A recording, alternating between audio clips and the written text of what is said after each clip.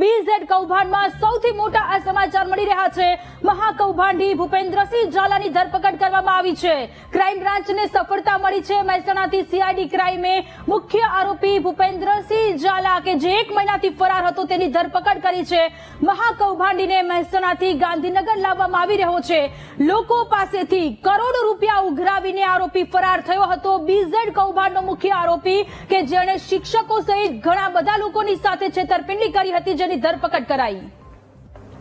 સંવાદદાતા મેહુલ દેસાઈ આપણી સાથે લાઈવ જોડાયેલા છે। મેહુલ, BZ કૌભાંડમાં સૌથી મોટા સમાચાર, મહાકૌભાંડી ભૂપેન્દ્રસિંહ ઝાલાની આખરે ધરપકડ કરવામાં આવી છે।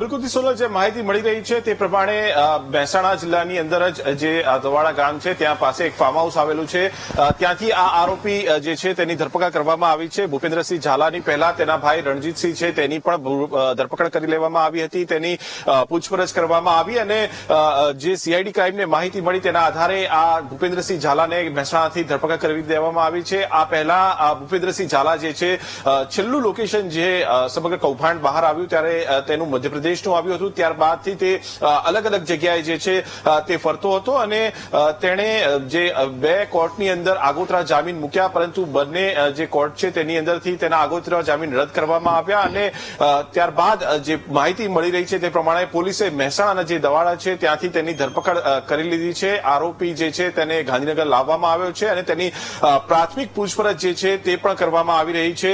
CID ક્રાઇમ જે છે તેને આ સફળતા મળી છે। અત્યાર સુધી લગભગ 1 માસ સુધી આ આરોપીને શોધવા માટે પોલીસ જે છે તે મથામણ કરી રહી હતી, પરંતુ જે સૂત્રોનું માનવું છે કે આ જે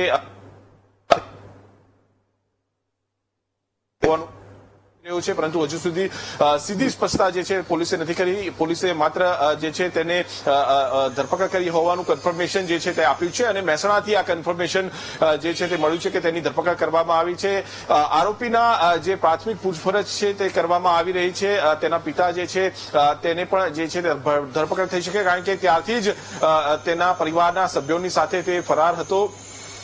જે સમગ્ર કૌભાંડ છે તેની અંદર સોનલ અત્યાર સુધી જે વિગતો પ્રાપ્ત થઈ છે પોલીસને તે પ્રમાણે 95 કરોડ એટલે લગભગ 100 કરોડ જેટલી રકમ તો ઓન પેપર જે છે તે બોલી રહી છે કે લોકોને આપવાને તેને બાકી છે, પરંતુ તે સિવાયના પણ તેના જે વ્યવહારો છે તે વ્યવહારોને લઈને મહત્વપૂર્ણ કડી મળી છે। પોલીસે સૌથી પહેલા જે કહી શકાય કે જે પ્રેસ નોટ ઇસ્યુ કરી હતી તેની અંદર 6000 કરોડના જે વ્યવહારો થયા હોવાનો ઉલ્લેખ હતો, પરંતુ જે બેંક ખાતા મળ્યા હતા લગભગ 16 જેટલા બેંક ખાતાઓ, 4 મુખ્ય કંપનીના બેંક ખાતાઓ, એ સિવાયના કેટલી કંપનીઓ તેણે બનાવી છે તે તેની પૂછપરછમાં અને તેના ટેકનિકલ જે તપાસ થશે તેની અંદર બહાર આવશે, પરંતુ તેની અંદર જ લગભગ 360 કરોડના વ્યવહાર ટાંચમાં લીધી છે। તેને જે વૈભવી ગાડીઓ છે, લક્ઝરી કાર છે, તેને પણ ટાંચમાં લીધી છે।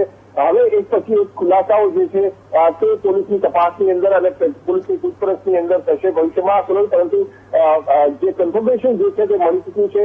પોલીસે CID ક્રાઇમે તેની ધરપકડ જે છે તે મહેસાણાથી એક ફાર્મ હાઉસમાંથી કરી છે, તેને ગાંધીનગર લાવવામાં આવ્યો છે અને તેની પ્રાથમિક પૂછપરછ જે છે તે હાથ ધરવામાં આવી છે। તેની સાથે રહેલા કોણ વ્યક્તિઓ જે છે તેના સંપર્કમાં હતા, કઈ જગ્યાએ તે ફરાર થયો ત્યારે રહ્યો હતો, કોઈ રાજકીય પીઠ પણ હતું કે કેમ તેની પણ તપાસ જે છે તે સૌથી મહત્વપૂર્ણ બની રહેશે, કારણ કે તેને લઈને અનેક સવાલો તેની જિલ્લાની અંદર પણ ધારાસભ્યો જે છે તેના કાર્યક્રમની અંદર ઉપસ્થિત રહ્યા હતા, જે મંત્રી જે છે તે પણ તેના કાર્યક્રમની અંદર ઉપસ્થિત રહ્યા હતા।